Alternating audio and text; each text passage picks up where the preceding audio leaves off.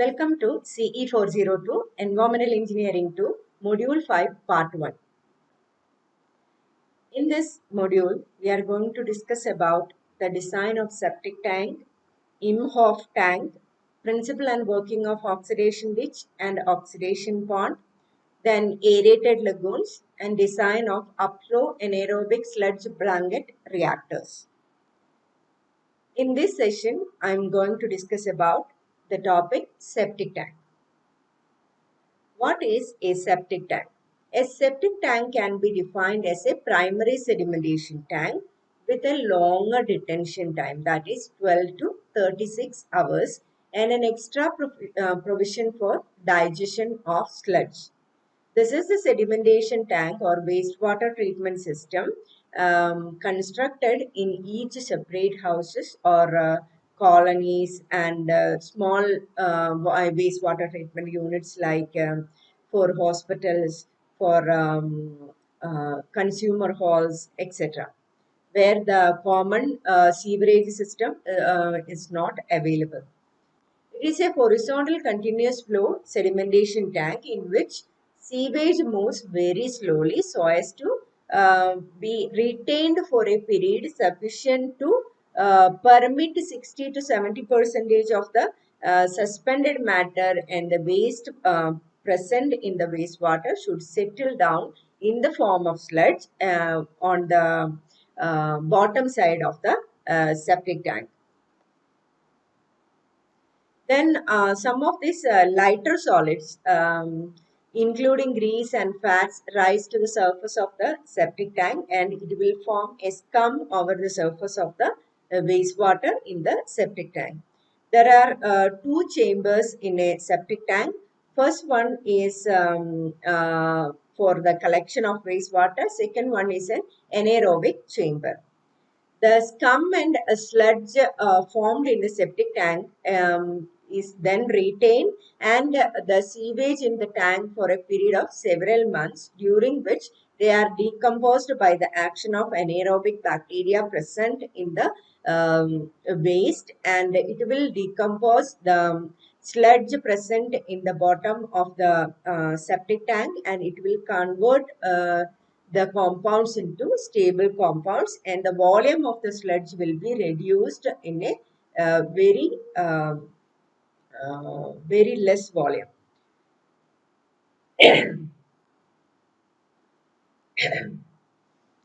And due to this anaerobic action inside the septic tank, the gases will be produced, that is methane, hydrogen sulfide and carbon dioxides are produced inside the septic tank, and these gases are to be vent off by using some air vents in the septic tank.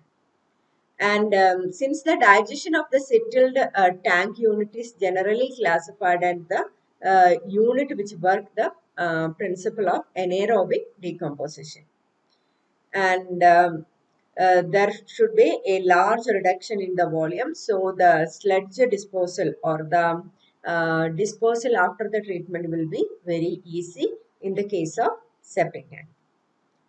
Then the close contact of sewage with the scum and the sludge together with an agitation of the sludge by the rising gases makes the effluent highly odorous and high BOD content and finely divided solid contents, with the possibility of containing pathogenic bacteria, cyst, helminth, ova capable of infecting human host and therefore potentially dangerous for human health. So, some provisions are made, some rules are made that the water sources should be located at least 15 meters from this septic tank. There is also nuisance due to bad odors and offensive nature of the septic effluent. The septic tank can only be considered as a primary treatment, and the further treatment are to be given to the septic tank effluents so as to dispose it off to the surface, that is water surface or any other disposal facilities. The septic tank, therefore, is restricted to use in practice for isolated institutions. Then the removal mechanism in the septic tank. The normal sized septic tank has two chambers separated from each other by a baffle wall. The first chamber in which sewage first enters is called a grit or screening chamber. The second chamber is the anaerobic chamber. The inlet pipes and outlet pipes are arranged in such a way that the flow in the or the condition inside the septic tank will not get disturbed.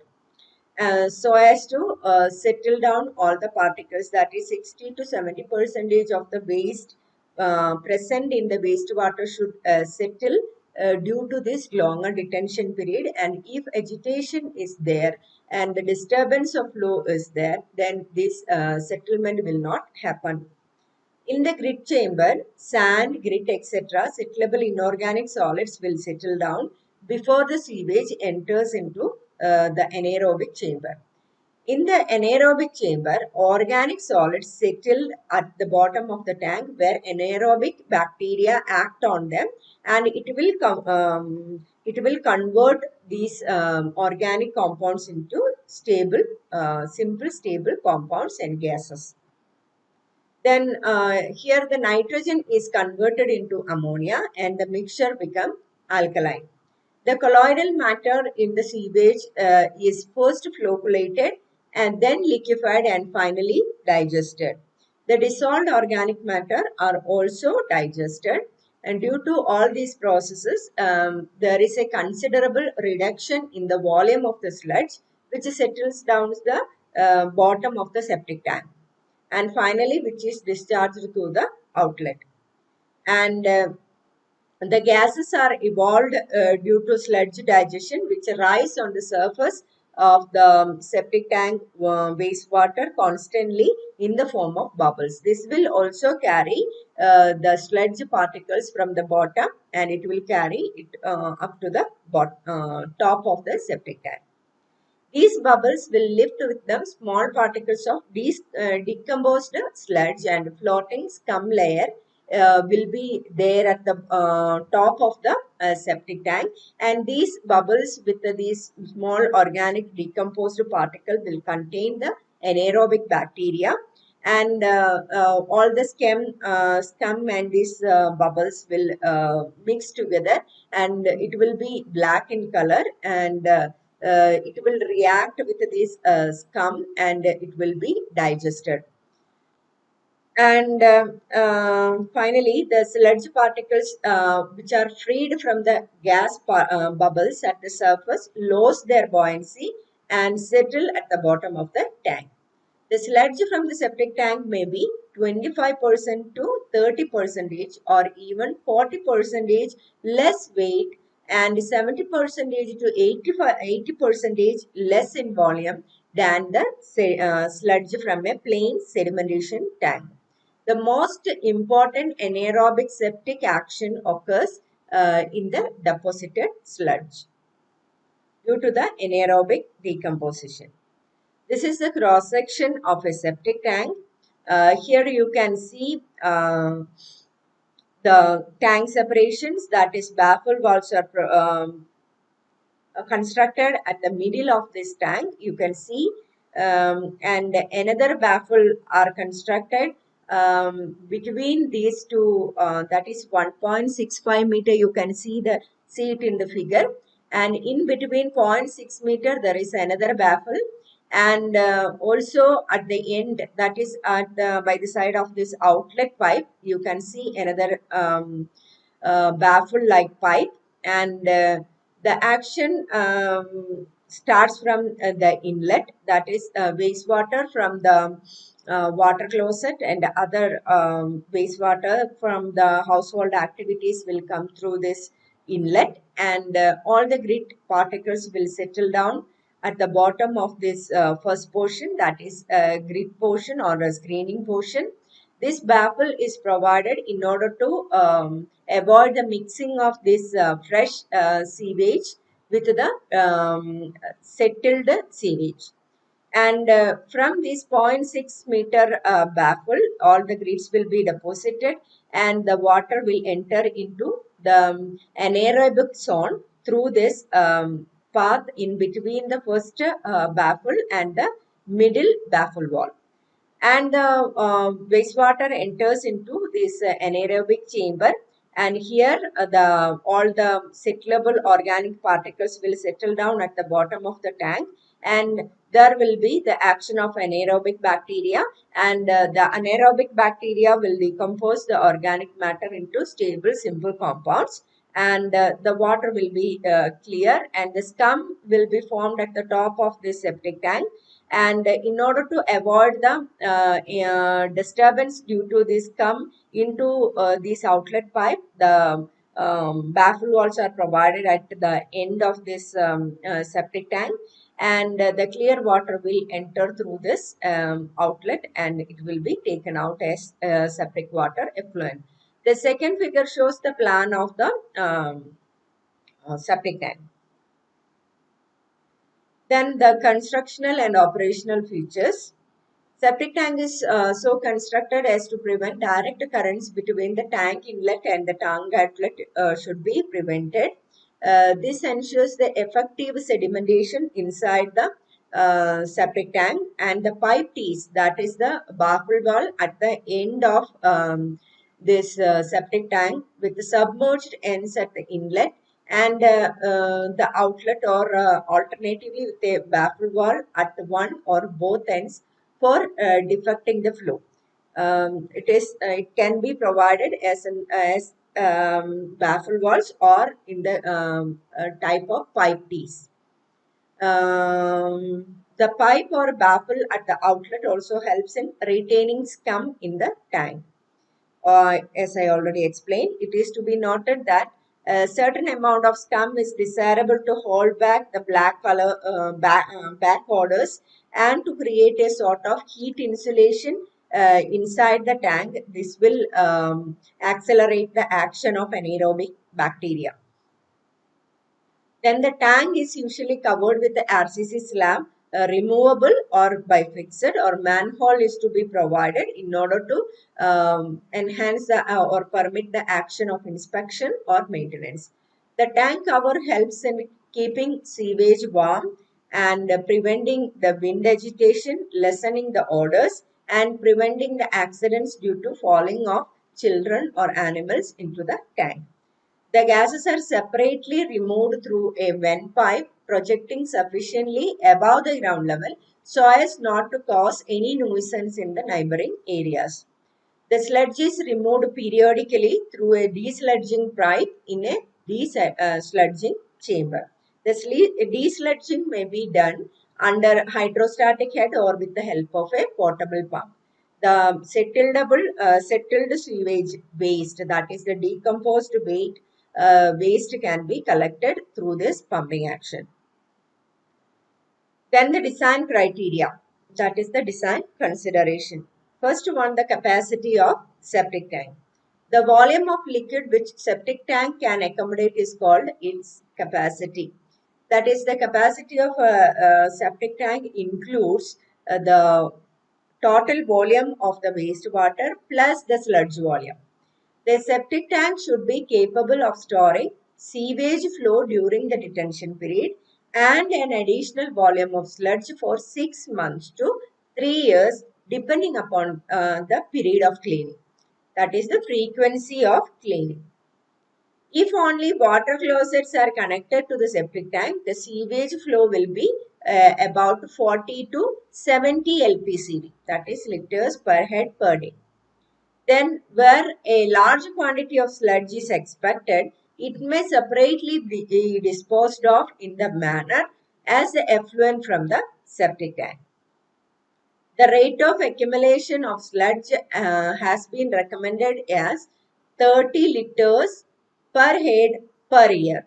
The minimum capacity of a septic tank is about 8 to 10 persons, may be kept 2,250 liters when all liquid waste are discharged into the tank, and 1,400 liter when only the water closet weights are considered. Then a freeboard. Freeboard of about 0.3 to 0.5 meter may be provided above the top of the sewage line in the tank. This will accommodate the scum in the tank. Then inlet and outlet baffles. The baffles or tees should extend up to top level of the scum. That is 20 to 22 centimeter above the top sewage line, but must stop a little below the bottom of the covering slab. It will be located a little bit below the covering slab, at least 7.5 centimeters, so as to allow the free movement of gases. Moreover, the inlet should penetrate by about 30 centimeter below the top sewage line, and the outlet should penetrate to about 40% of the depth of the sewage. So further, the outlet invert level should be kept 5 to 7.5 centimeter below the inlet invert level. Then the detention period. The detention period of a septic tank generally varies between 12 to 36 hours, but commonly adopted as 24 hours. Then length to width ratio. Septic tanks are usually rectangular with their length at about 2 to 3 times the width, and the width should not be less than 90 centimeter. This is a check during the design criteria. The depth of the tank generally ranges between 1.2 to 1.8 meter. In the design considerations, you have to consider this capacity, the rate of accumulation of sludge, and the freeboard, and these values, that is the detention period is very much important, and the length to width ratio. By remembering all these factors, we can design a septic tank. Let us move on to one design problem. Design the dimensions of a septic tank for a small colony of 150 persons provided with an assured water supply from the municipal headworks at a rate of 120 LPCD. Assume any data you may need. Here the number of persons are given, that is 150, and the per capita water supply is also given 120 LPCD. Then the total quantity of water supplied can be calculated by multiplying per capita demand into population, that is 120 into 150, that is 18,000 liters per day. Then the wastewater generation, we can assume that 80% of the water supplied will be converted as wastewater. Then the quantity of sewage produced will be 80% of 18,000 liters per day. That is 14,400 liters per day. Then assume a detention period of 24 hours.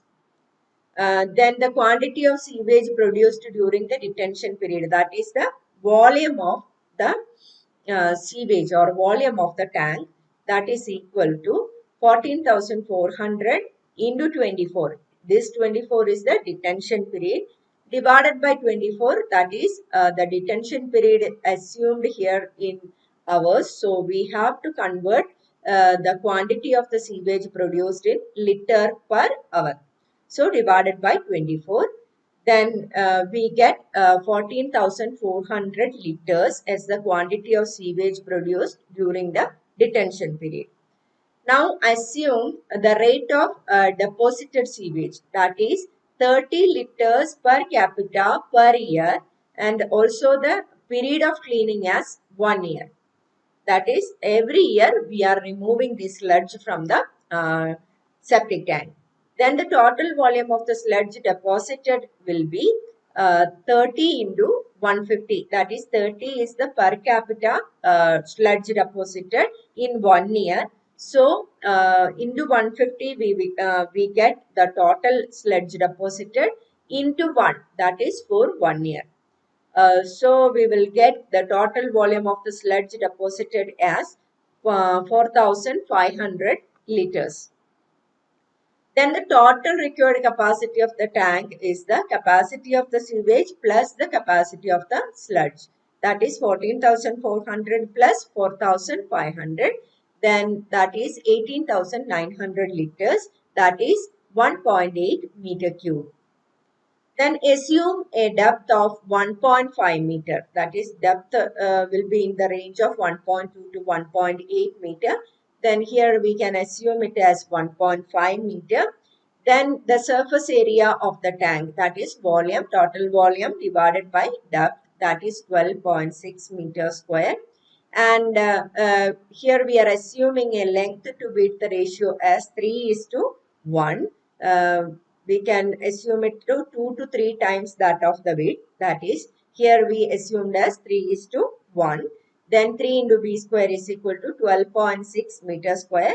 Then b is equal to 2.1 meter. Then we can calculate the length of the tank, that is 6 meter. Then the area of cross section is 6 into 2.1, that is 12.6 meter square. Thus the dimensions of the septic tank is 6 meter length, 2.1 meter width, and a depth provided is 1.5 meter. Provide a freeboard of 0.3 meter. We can provide the freeboard 0.3 to 0.5. Here we assumed it as 0.3.